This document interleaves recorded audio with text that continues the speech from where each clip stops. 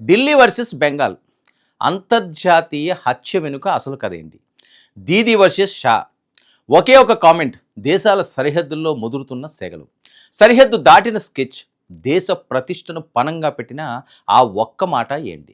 సినిమాను మించిన political thriller, మాజీ సీఎంపై సైబర్ క్రైమ్ కేసు. దేశ రాజకీయ బొక్కు చిత్రంపై ఇప్పుడు ఒక హై వోల్టేజ్ డ్రామా నడుస్తుంది. రెండు దేశాల సరిహద్దులు, ఒక అంతర్జాతీయ హత్య.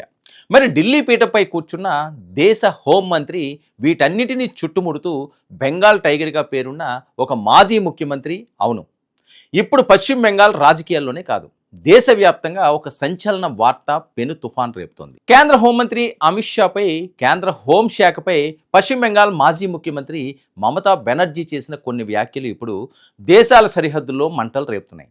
కేవలం మాటలతో ఆగకుండా ఇప్పుడు ఈ వ్యవహారం పోలీస్ స్టేషన్ మెట్టు కూడా ఎక్కింది. మమతా బెనర్జీపై సిలిగురి సైబర్ క్రైమ్ పోలీస్ స్టేషన్లో ఏకంగా ఎఫ్ఐఆర్ నమోదైంది. అసలు ఒక హత్యకు దేశ హోంమంత్రికి ఉన్న లింక్ ఏంటి? దీదీ చేసిన ఆరోపణల వెనుక ఉన్న అంతర్జాతీయ వ్యూహాలేంటి? మరి ఈ పొలిటికల్ థ్రిల్లర్లో అసలు ఏం జరుగుతుంది అన్నది ఇప్పుడు బర్నింగ్ టాపిక్గా మారింది.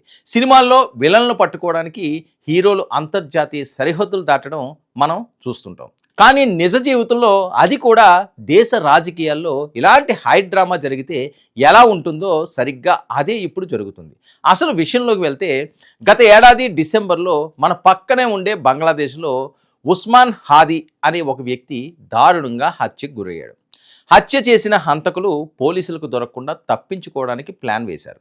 ఇండియా బంగ్లాదేశ్ సరిహద్దుల్లో ఉండే మేఘాలయ రాష్ట్రం గుండా దొంగచాటుగా మన దేశంలోకి అడుగుపెట్టారు.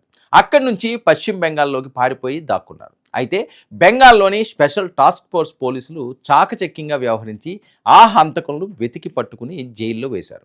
ఇప్పటి వరకు అంతా ఒక క్రైమ్ సినిమా లాగే సాగింది. కానీ అసలు ట్విస్ట్ ఇక్కడే మొదలైంది. ఈ కేసు కేవలం ఒక మామూలు హత్య కేసే కదా అనుకుంటున్న తరుణంలో జూన్ 2వ తేదీన కోల్కత్తాలో జరిగిన ఒక భారీ నిరసన సభలో మమతా బెనర్జీ మైక్ అందుకున్నారు. ఆమె నోటి నుంచి వచ్చిన మాటలు దేశ రాజకీయాల్లో ఒక్కసారిగా ప్రకంపనలు సృష్టించాయి. బంగ్లాదేశ్లో జరిగిన ఉస్మాన్ హాదీ హత్య వెనుక మరెవరో లేరు, సాక్షాత్తు దేశ హోం మంత్రిత్వ శాఖే ఉంది. అమిత్ షా ఆదేశాల మేరకే ఈ హత్య జరిగిందనేలా ఆమె చాలా పెద్ద ఆరోపణ చేశారు. ఈ మాట వినడానికి